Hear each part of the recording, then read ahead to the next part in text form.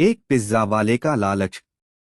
शहर के बीचों बीच एक छोटी सी पिज्जा की दुकान थी, राजू पिज्जा हाउस।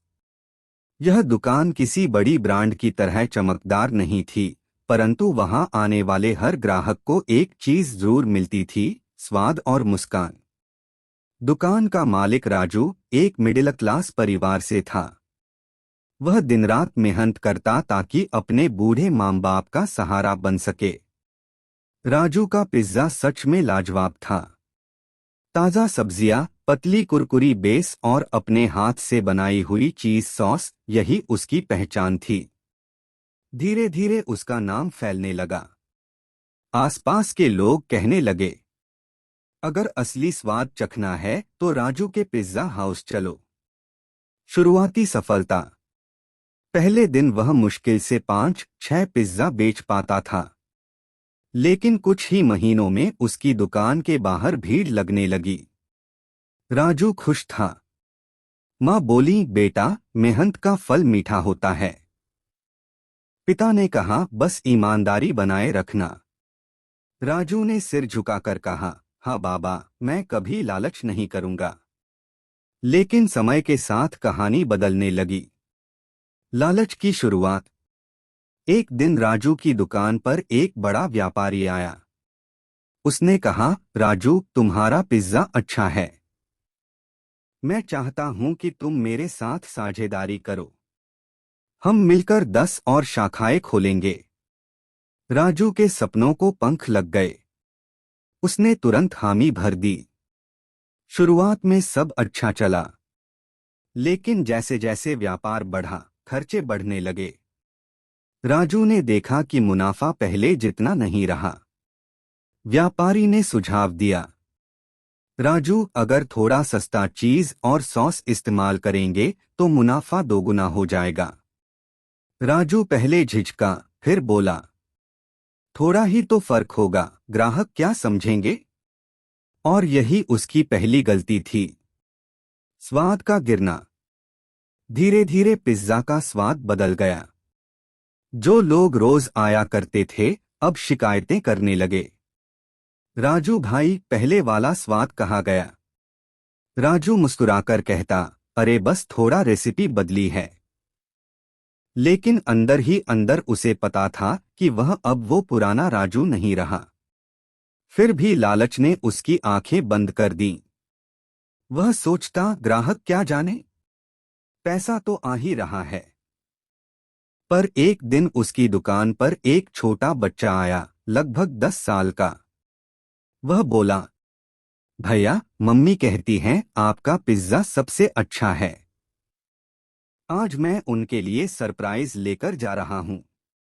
राजू ने मुस्कुराते हुए उसे पिज्जा दिया। पर उसी शाम वह बच्चा रोता हुआ वापस आया। भैया, मम्मी ने कहा कि पिज्जा में बदबू आ रही है। उन्होंने खाया ही नहीं। राजू का चेहरा उतर गया। पहली बार उसके अंदर पछतावे की लहर उठी। माँ का सबक। रात को राजू देर तक जागा रहा। वह सोचता रहा कि उसने कहाँ गलती की।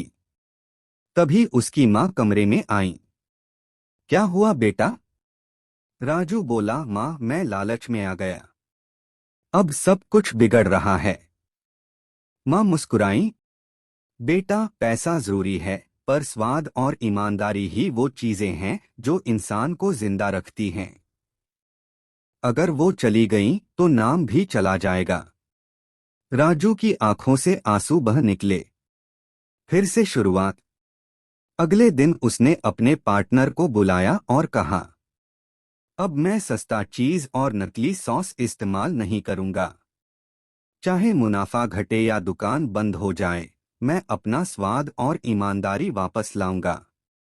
व्यापारी ने गुस्से में साझेदारी तोड़ दी। राजू फिर से अकेला रह गया। लेकिन उसने हार नहीं मानी। उसने खुद नया मेन्यू बनाया, पुराने ग्राहक बुलाए और ताजे सामान से फिर पिज्जा बनाना शुरू किया। शुरुआत में भीड़ नहीं आई। दिन के आखिर में पिज्जा बचे रह जाते थे। राजू उन्हें जरूरतमंद बच्चों में बांट देता था। धीरे धीरे लोगों को फिर से पुराने स्वाद की याद आने लगी। ग्राहक लौटने लगे। किसी ने कहा, राजू फिर से पहले जैसा हो गया है। ईमानदारी का फल। 6 महीने बाद राजू की दुकान फिर से चमक उठी। अब वह पहले से भी ज्यादा मशहूर था। यहां तक कि शहर का मेयर भी वहां पिज्जा खाने आया और बोला, तुम्हारा स्वाद अलग है बेटा, इसमें सच्चाई झलकती है। राजू ने मुस्कुराकर कहा, सच्चाई और स्वाद दोनों को कोई नकली नहीं बना सकता सर। कहानी का मोड़।